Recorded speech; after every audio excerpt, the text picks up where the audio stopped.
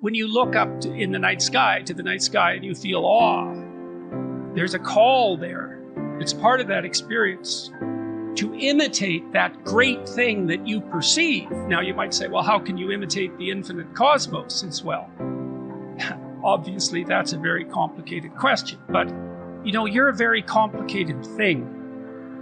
And God only knows what it means for you to imitate the infinite when you apprehend it. I mean, that's, in some sense, that's the fundamental question of life. Is how do we adapt ourselves to the infinite complexity that surrounds us? What must we become?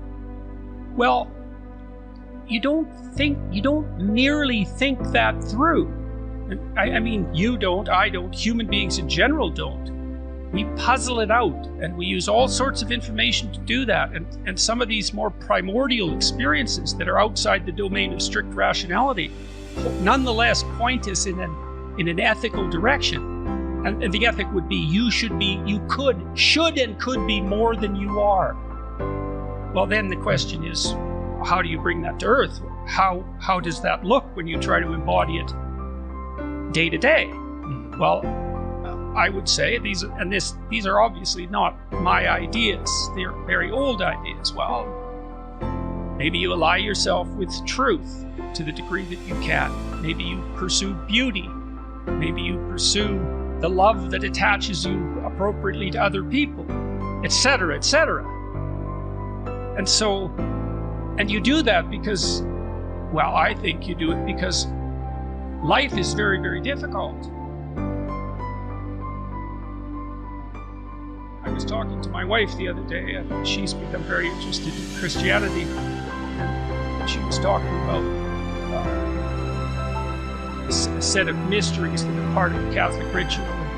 One of the mysteries is Christ's bearing of his cross, and someone helps him. And this isn't I'm not speaking about this religiously. I'm speaking about it practically and psychologically. It's a remarkable story because it implies that human existence, like our subjugation to vulnerability, which is exemplified in that story, to be rejected by the crowd, to be betrayed, to be killed, that subjugation is so difficult that even God himself needed help.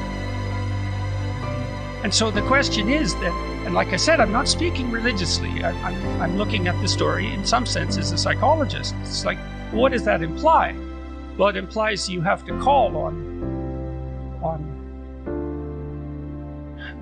you have to note when you're being called to be more than you are, and you have to attend to that very carefully because life is extraordinarily difficult, and to manage it in a manner that makes it acceptable, or perhaps more than acceptable, you have to be everything you could be.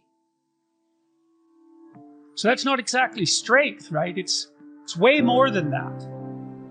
Strength is a way into it. It's a specific virtue. It's a way into the discussion of what constitutes the ideal. So started doing what I'm doing back in, say, probably 1985, because I realized that one of the pathways to totalitarian catastrophe was deceit at the individual level. Yeah. This is something that Solzhenitsyn made very much of, Orwell as well, Huxley as well. These great thinkers concluded in the aftermath of these totalitarian catastrophes that there was an integral link between pathology at the individual level, which was fundamentally the willingness to use deceit in an instrumental manner. I'll lie to you to get what I want, and authoritarian catastrophe, and that it was a direct causal link.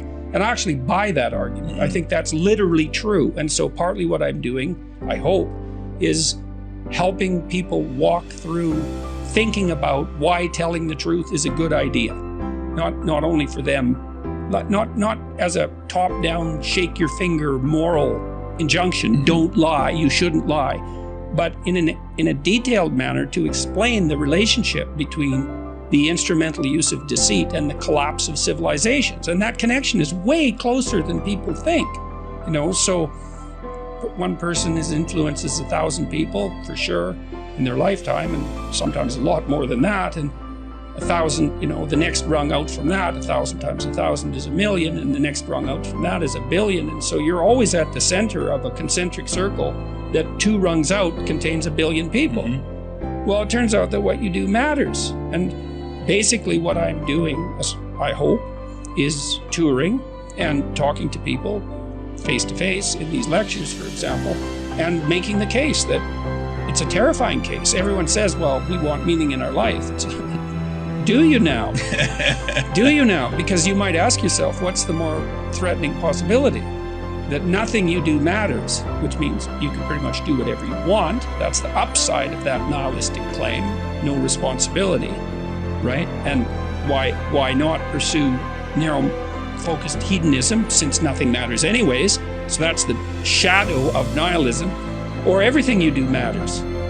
And it's a lot more terrifying to contemplate that, is that you will be held accountable for everything you do. And I believe that firmly, partly as a consequence of my clinical experience. I never saw any one of my clinical clients ever get away with anything, even once. And you think, well, people get away with things all the time.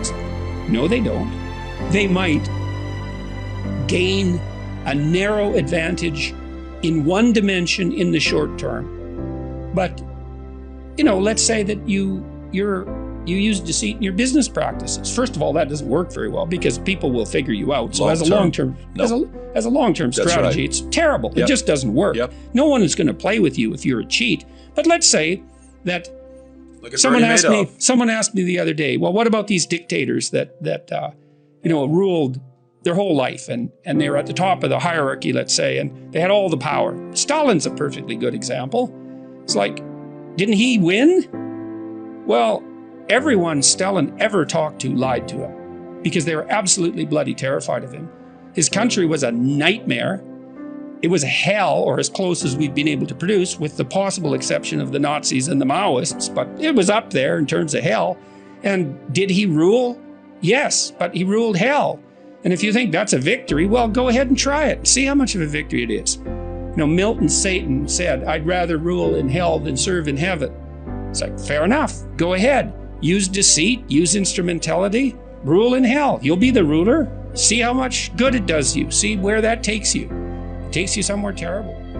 Physical attractiveness is extensively studied in departments of psychology. How big of a determinant of success is it apart from IQ or any of the other big 5 traits? That's tough one, because physical attractiveness is a very complex trait. It's also, for example, it's a marker of health. And of course, health is a prerequisite for success. So we know that people who are physically attractive, though, are given the benefit of doubt by other people. They benefit from the positive halo effect. And the positive halo effect is the propensity of people to assume good things about someone if there is one outstanding thing about them that's easily evident, that's good. And so if you stand up straight with your shoulders back, so that's rule 1 in 12 rules for life, then people are going to see you as more attractive. If you're symmetrical, you're more attractive. If you're thin but not too thin, you're more attractive. And then there's like good skin and good teeth and good hair and all of those things in proper proportions and youth. And there's a whole slew of things that feed into that. If you are characterized by a plethora of those features, then people are also going to assume that you're more competent and more worth having around, let's say. But the problem is that you are. So separating out the attractiveness from the things the attractiveness is correlated with is very hard. That's why you have to do multivariate analysis. That's multivariable analysis in any complex social science, because a lot of these traits overlap. So, but you can there's some things you can do about that. Postural adjustment is helpful. To work out with weights, that's extraordinarily helpful. That improves your posture and makes you more confident, and you can dress reasonably well and intelligently, and all of those things to help yourself capitalize on whatever attractiveness you can muster.